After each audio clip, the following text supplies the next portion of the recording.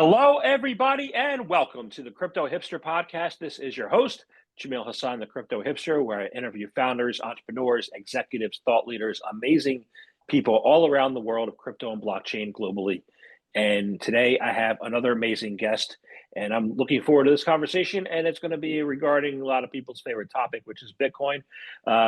My guest today is Patrick Wood. He is the president and CEO at DelphX Capital Markets. Patrick, welcome to the show. Thanks for having me, Jamil. Great to be here. You're very welcome. Very welcome.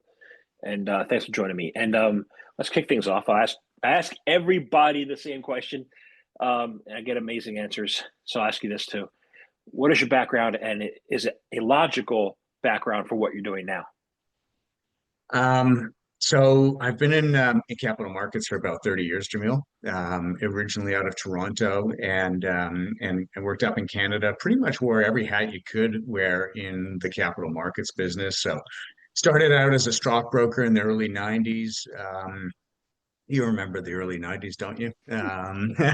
Yes, you and I do, but a lot of people don't. But yeah, started out back then, and then moved to a portfolio manager role. I always built a large bond business, so I ran that, and specifically around structured products.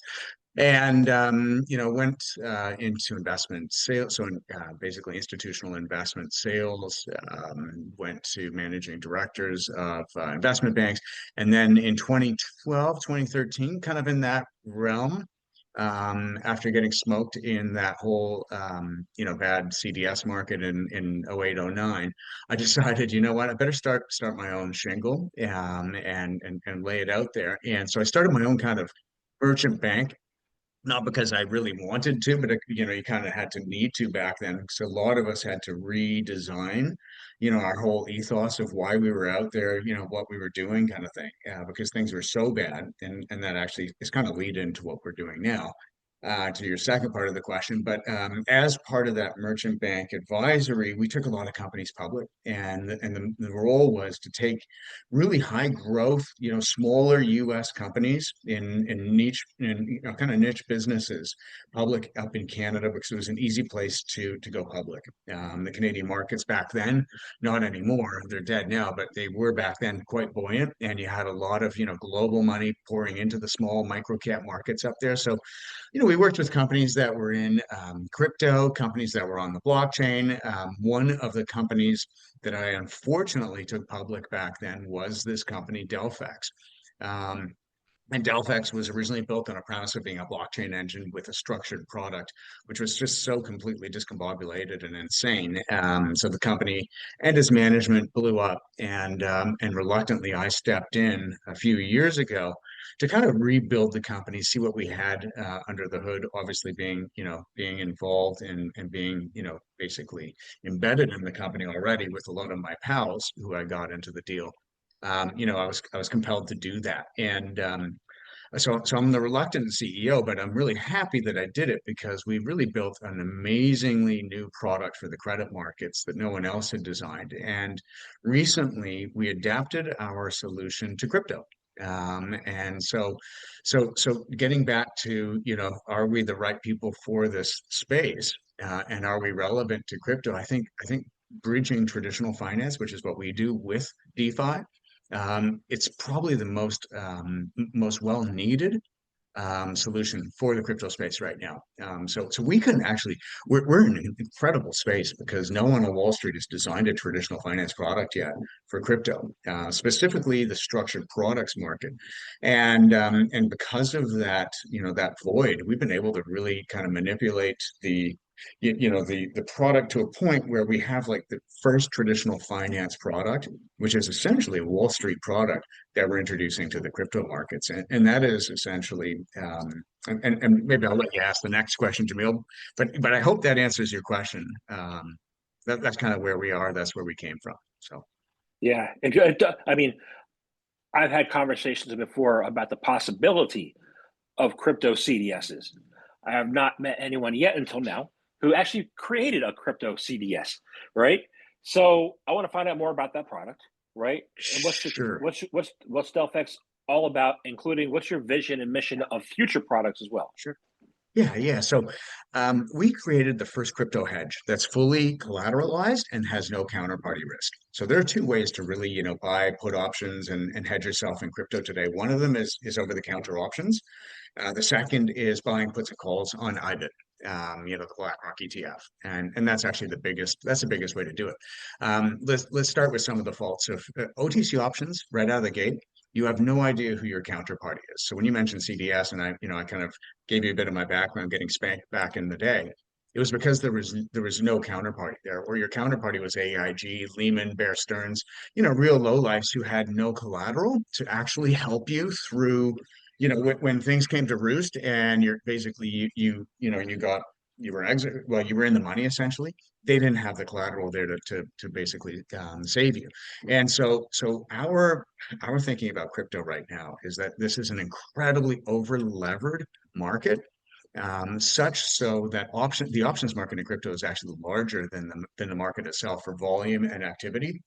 And we also got to the point where we said, okay, there's no hedge out there that is fully transparent, that's fully collateralized, and has no counterparty risk.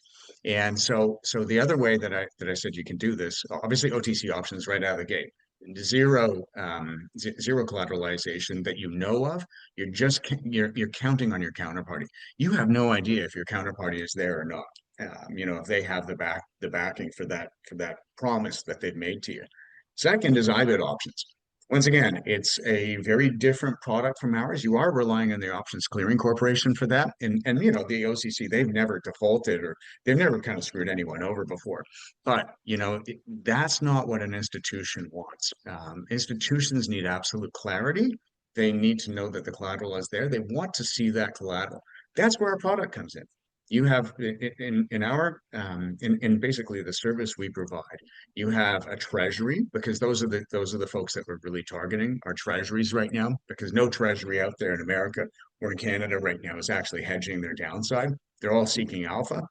Um, and so what we do is we say, okay, look, you're going to pay a certain premium. Your premium is going to, and your exercise price on that option is going to kick in, let's say 15% below spot, kind of where you're at today. You're going to do this every year. It's just a revolving door. And you're going to probably pay about 7.5% for that option. These are actually private placement securities, the way that they're structured. You're going to pay 7.5% for that, and you're going to do that every year. But it's going to be at a strike price that's 15% below current, right? You following me? So if Bitcoin's at 100,000, if Bitcoin hit 85, anything below 85,000, you're basically capturing that loss. You're maxing out your loss at 15%, right? And so on the other side, though, you're going to pay that premium over to a hedge fund or a couple of hedge funds who have agreed to basically, they'll underwrite that. They'll take that 85,000 and they'll basically put it in a treasury bond for that 1 year period. Everything managed and custodian is US Bank. We simply act as issuer of these two new securities and as placement agent for our broker dealer. That's our role in the process. But what we've effectively done is created a very bespoke product because guys can play with the strike prices, the maturities, all that kind of stuff. They can actually play with, okay, well, you don't really need that 85 grand in collateral. You only maybe need 35, because let's be realistic, from 85,000 to 50. Is it really going to drop any more than that, or do you need any more comfort around that? And so that's where our product, once again, it's a very institutional product, but it's different than everything else out there. And I'm not like absolutely kind of, knocking everything else like OTC options and IBIT puts and calls. I think for the day traders out there, that stuff's great. Retail people, they don't really need to worry too much unless they're really, overextending themselves. However, this is just, it's like going to Baskin Robbins. Some people like chocolate, some people like vanilla. We have strawberry, and that's in this market. There's such a I would say such an appetite for a product like this that, well, like I said, we're rolling it out right now, and couldn't be more excited about it. So I like the vanilla chocolate strawberry analogy. That's good. I get that. I get that. I agree that the market's over levered. You have a lot of retail people who are doing 100x, longs and shorts, and again, they seem to be liquefied every week. or liquidated, Right. not liquefied. That would Yeah. be, Yeah. um, Yeah.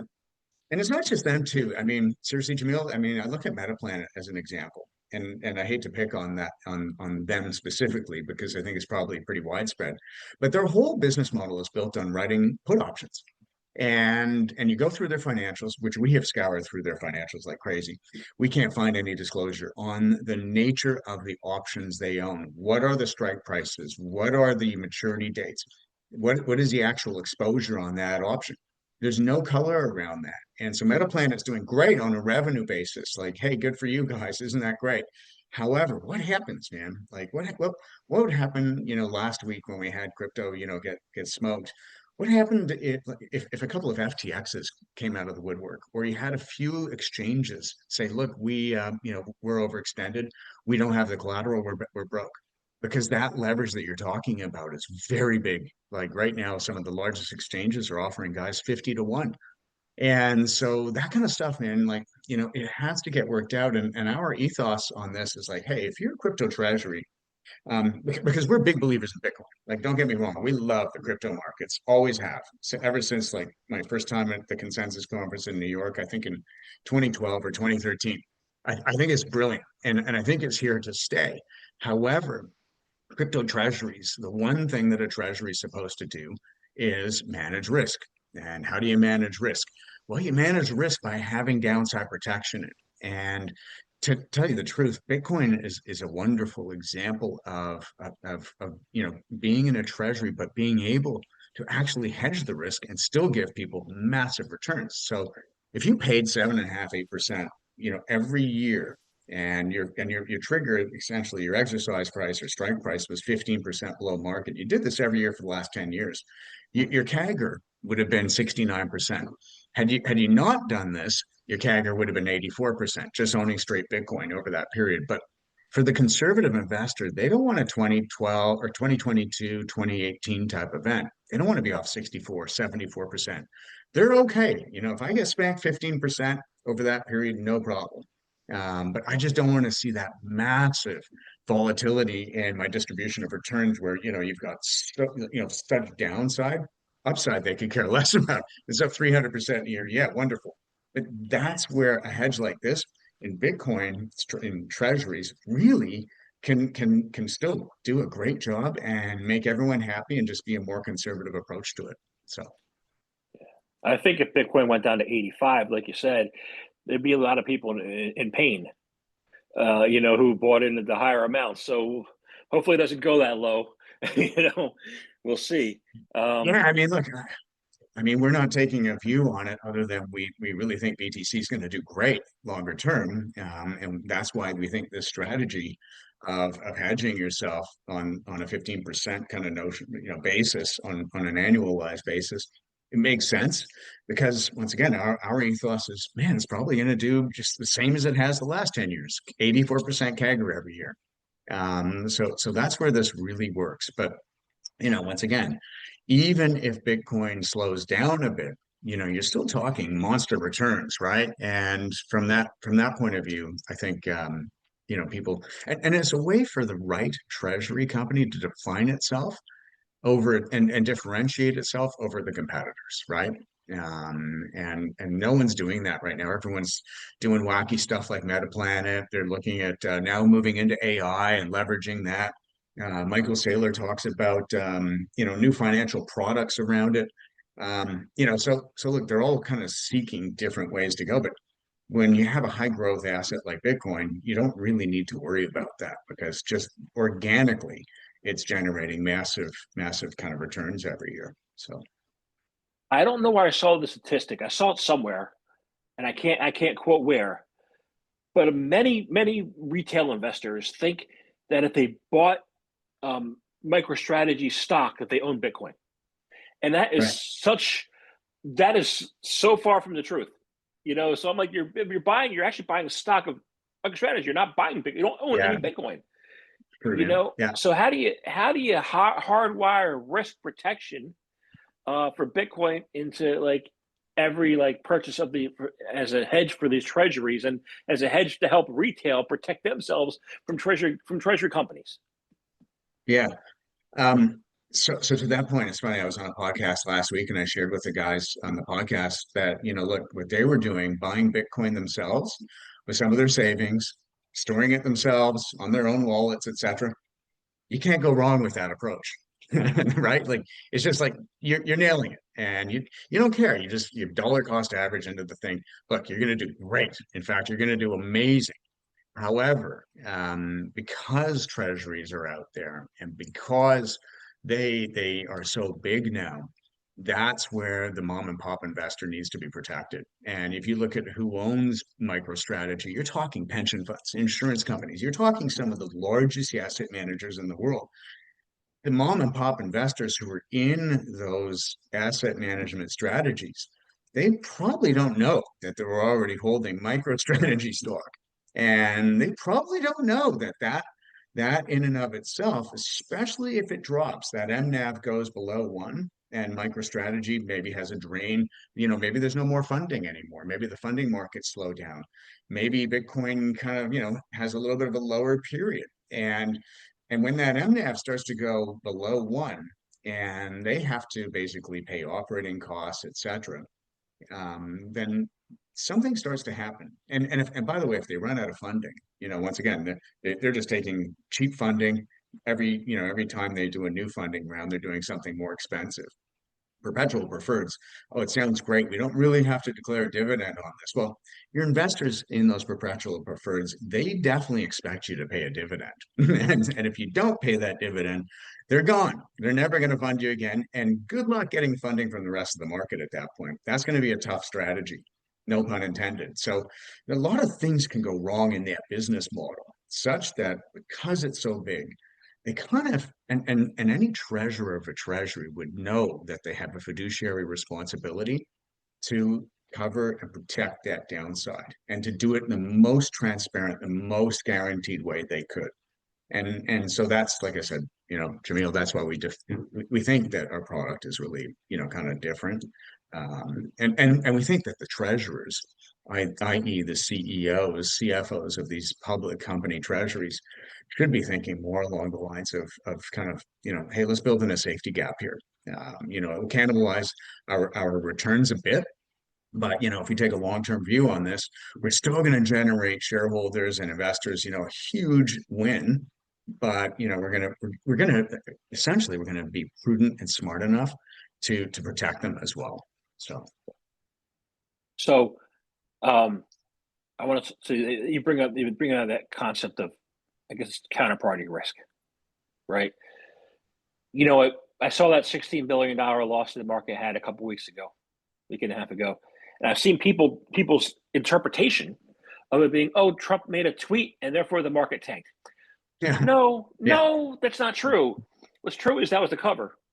What's true is that Binance was switching their localized Oracle for their derivative products and their leverage to a new Oracle that would work better instead of a local Oracle. And somebody saw the there was a problem with that. Somebody recognized that and made the short on it and made a whole bunch of money for themselves. And heck with the rest of everybody else. yeah. So and he talked about some exchange are making 50 to 1. That's one of them, Binance. Why is it important to remove the counterparty risk from institutions for these digital assets? How do we do it? What's the best approach? And is your product a good fit in order to be able to make that happen? It's actually the best fit. It's the best fit, and I'll tell you why. Because the counterparty risk is a U.S. Treasury. It's like a 30-day or 1 year U.S. Treasury. That's your counterparty risk. And so if you're looking at UST bills, if you're if you're expecting UST bills to default or do something bad, well, I mean, at that point we're already living in caves. You know what I mean? Like there's nothing left. So it is for all intents and purposes, you're going out a year and at a max because we don't think people are going to use this for longer. And to be quite frank, the treasuries are probably going to roll over every 60 days. Once again, that's the bespoke nature of this. The hedge fund will want every a year. Maybe the other side will want 60 days. Either way, like I said, it's a negotiation. That's why it's an institutional product, because it's very bespoke. And these guys are really used to that type of negotiation and formation. So that, that in and of itself makes the product perfect because you don't have counterparty risk. You don't care. I mean, it could be AIG, basically giving you the protection, but they're taking that collateral and they're giving it to somebody else, an independent party, which is US Bank, who then has strict instructions to invest it in the US Treasury. Doesn't commingle with any of their other assets. It just sits there in that treasury for the tenor of the structure. And that's what makes it so unique. And it's a better mousetrap, we think, than anything else out there, in the sense that if you're an institution looking for real security, which is the only reason why you would be putting on a hedge, well, then why the heck wouldn't you do this? I mean, this is perfect. Rather than worrying like, oh my gosh, who's my counterparty? Oh my gosh, what if it's that guy and that guy just blew up? What if it's FTX? Oh man, I thought they were really solvent. Everything they told us was great. Wrong, wrong, wrong, wrong, right? And so that for us is, yeah, it's the only way to go when you're hedging. Problem is, and once again, this is the bane of being a safety net kind of provider, which is what we are, is people are reluctant to hedge. Like guys don't want to do it. They love risk. Like the greed and the risk factor works like amazing. But hedging is the toughest sale out there, but it's also the most needed. And so anyway, we're kind of, we're in a weird position where we're working with a few treasuries right now looking at bolting this on. And I think those guys are going to stand out, particularly if and when there's a market pullback that's of significant proportions. Because if you're the only guy who's hedged and nobody else is, and they're getting completely whacked, then you're the guy that's going to cannibalize everybody else's investors. All those shareholders will come over to your treasury because they'll all say, gosh, this guy did it right. He only lost his investors 15%. My guy was down 50%. What's wrong with that? So that's where I think we do really well. Hmm. You said you say it. It's important to manage risk appropriately, right? So how can that risk management like be properly assessed in cases where there are hidden, like the Binance vulnerability was a hidden vulnerability. I'm absolutely certain there are other hidden vulnerabilities, right? So how can you properly assess risk when you don't know like what those vulnerabilities are, because Wall Street is based on historical stability and not new systems. Assessing those new systems, like where do you look? Where do you even begin to look to be able to look at risk differently? So I guess a couple things to answer that. I mean, I don't know how you would assess risk unless it was fully transparent. And the more transparency, the better. And, Bitcoin is not a nascent new market. Okay, it's been around for a while, but it's attracting more and more attention by investors, by Wall Street, by basically the administrations of the world, by the treasuries of the world, that kind of stuff. So it continues to grow, but it's not a new thing. And the problem with it is that it's kind of in the Wild West in a way, because rather than have proper exchanges, sell Bitcoin and hold wallets, etc., you have what I believe are largely unregulated exchanges. And I don't believe there's enough, and I hate to say it, like the government should kind of be involved a bit more.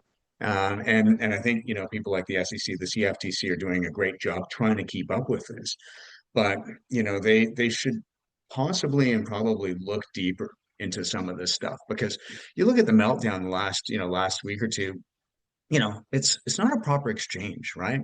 When you have basically, Coinbase, all these guys locking guys out, kind of fleshing them out, and you have essentially what we used to call in options a very fast market, where the market drops like a stone. Well, there's no circuit breaker, right, for this product. There's none. And without circuit breakers, without checks and balances that a normal regulated exchange provides, well, then you have something very, very, very likely to have the same thing repeat again, and possibly much worse.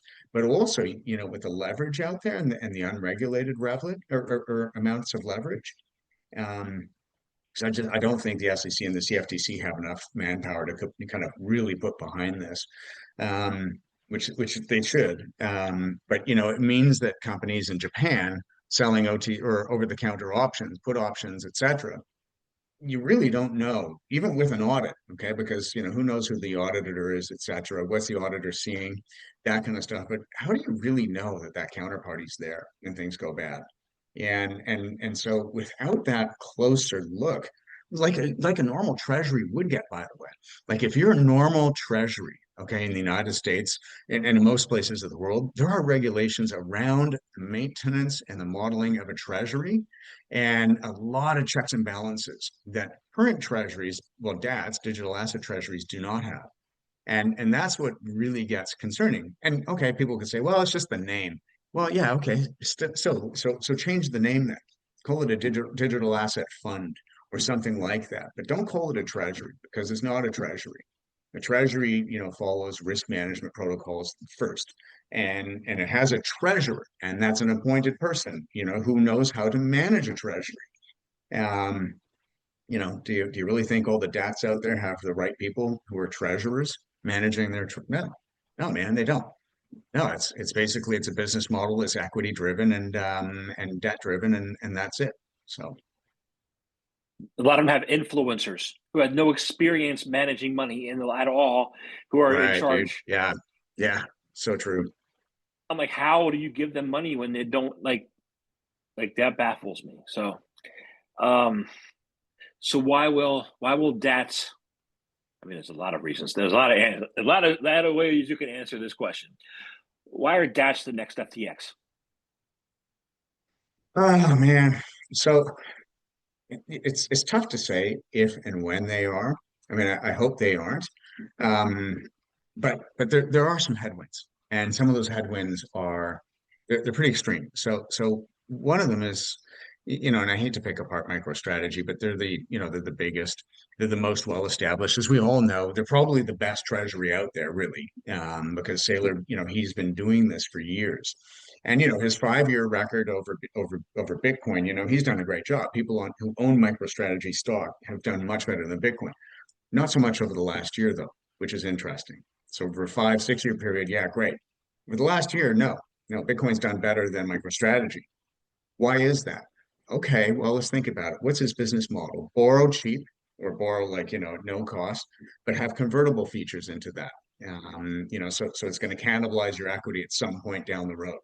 Not right out of the gate, but down the road it will. And so that's starting to come to roost, or it's very foreseeable now that you're going to have dilution because you're issuing more stock and replacing those convertibles with equity. Second thing is, borrowing unique instruments like perpetual preferreds. Why is he doing that? Okay, so it's because I don't have to declare a dividend. And I was at a conference a couple of weeks ago where I sat right front row and he was telling us all about this.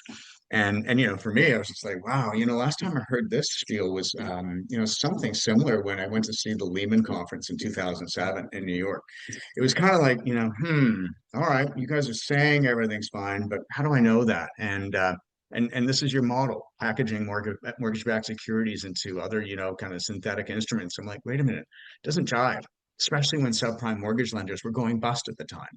And anyhow, so that's a different story. But with Saylor and his strategy, a lot of those things that he could run with no problem at all, it's slowed down now. And so the music is slowing down. And so it could get to the point where, the market freezes on the funding side. So his acquisition of Bitcoin doesn't, continue to occur. And how is he going to fund those preferreds, et cetera? Well, if he doesn't have new money come in, which sounds like a really interesting scheme, doesn't it? Like you're paying old investors with new money coming in. It's kind of like, I've heard that before. That's not really comforting to me. So anyway, I'm not saying anything more than that, but when you get to that point, you have headwinds, and gosh forbid if he has to start selling Bitcoin. Well, what does that do? Well, if Saylor got to that point where he had to sell Bitcoin, he's the strongest of all the treasuries out there. I mean, those other 200 treasuries that hold billions and billions of crypto, and they're levered to the nines, some of them. or at least we think. Well, gosh, then you have a massive selling program hit Bitcoin, and that's when you do get Bitcoin down to 50,000. Because if the debts have to unwind, then that's what's going to take it down, because you're going to have a massive supply shock of basically market orders as they liquidate. And so that's where we're kind of saying, all right, well, that could happen, but longer term, who cares? Even if they do, why wouldn't you differentiate yourself? Be the real digital asset treasury that is managed like a treasury and has that, that basically that ground stop in it. So, you basically you're going to hit the ground at 15%. That sucks, but you're not going to go below that. Which a lot of these guys will go below that and hit 7 feet under, and they'll never come back. So, Thank you. Yeah.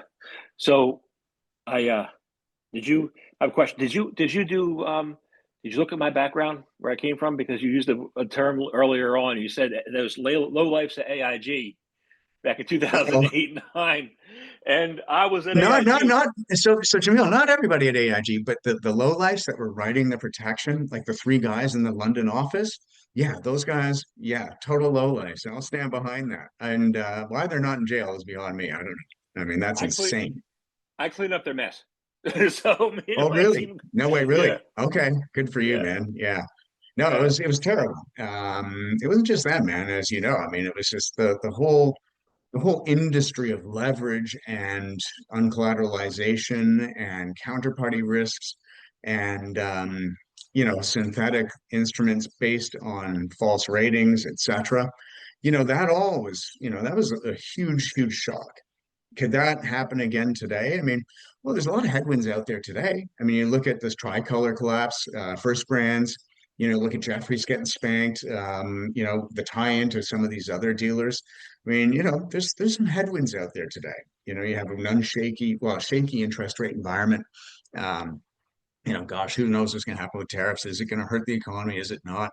I mean, you just, you never know. But you also have right now a very, very, very leveraged crypto ecosystem, and a lot of dApps out there, way too many. So, I mean, one of the things that could happen, which would be great for dApps, though, is that you might have a consolidation happen at some point where, and that's, for me, that roll up strategy, that's what Saylor should be planning right now, is he should be planning, okay, most of these guys are going to have MNAVs way below one. Why don't I just acquire them and take them over? Because at that point, those dApps that have been spanked so bad, shareholders will take anything. They just want to get out of it. Management will probably want to get out of it too, because they don't want to deal with a bankrupt company. So, that's where things could actually get really exciting. I would love to see that kind of evolve, and because we're a broker dealer that can do private placement business, we might get involved in that business at some point too over at DelphX, and do roll ups. It's worked before. No reason why I can't for this. Yeah. Even though it even failed, even though AIG failed, even though Goldman took a hit and other companies are no longer here, insurance, it still exists. Right. Fixed income There still you go. Yeah, exists. exactly. Yeah, 100%, Everything's man. so I don't see the blockchains going away. Just what's built on top of the blockchains having to reshape. So Yeah, yeah, agreed, man. And I really do think, to your first question, I think traditional finance helps gets it there.